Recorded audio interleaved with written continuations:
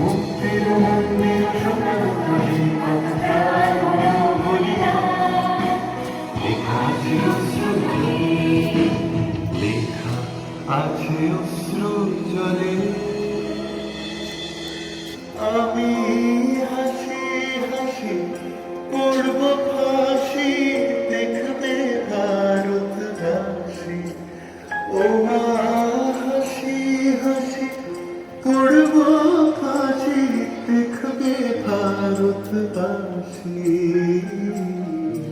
একবার বিদায় দে মা, ঘুরে আসি।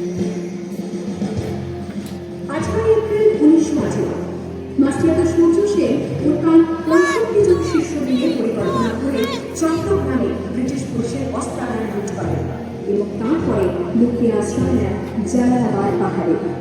এর 4 দিন পর ব্রিটিশ বাহিনী খুঁজে বার করে মাস্টারদা ও তার সঙ্গীদের।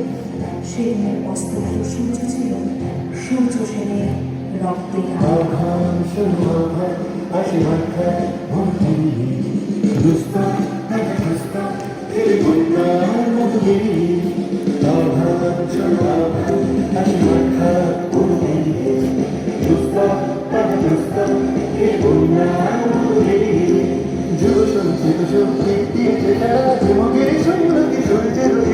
যাত্রা শুরু হচ্ছে, ছুটে দুর্বার লেগে যদি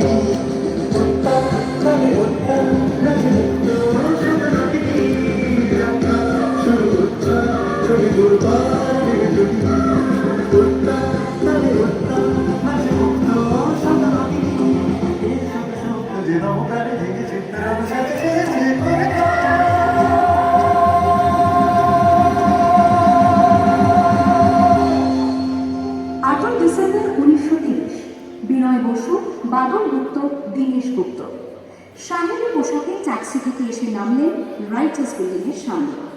সোজা উঠে গেলেন দোতলায়। সামনে ভেতরে বন্দুকের আওয়াজে গর্জে উঠল রাইটার্স। এরপর রাইটার্স বিল্ডিং এর অলিন্দ বারবার গর্জে উঠল বিপ্লবীদের গুলির শব্দে। জেগার সাহেব তার বাহিনী নিয়ে ঘিরে ফেললেন বিনয়, বাদল, দীনেশকে।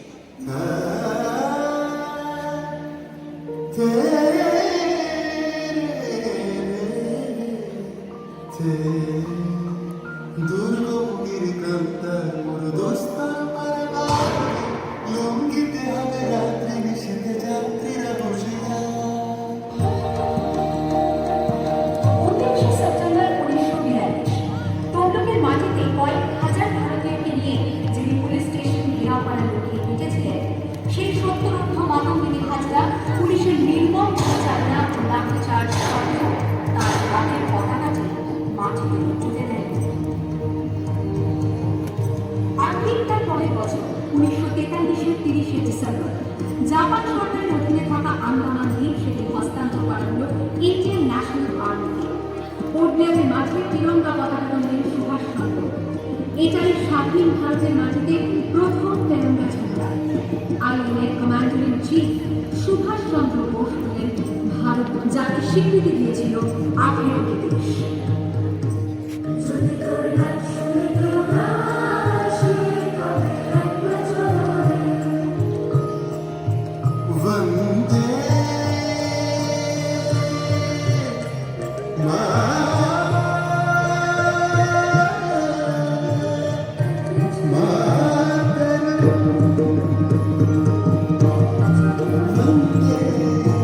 वंदे वंदे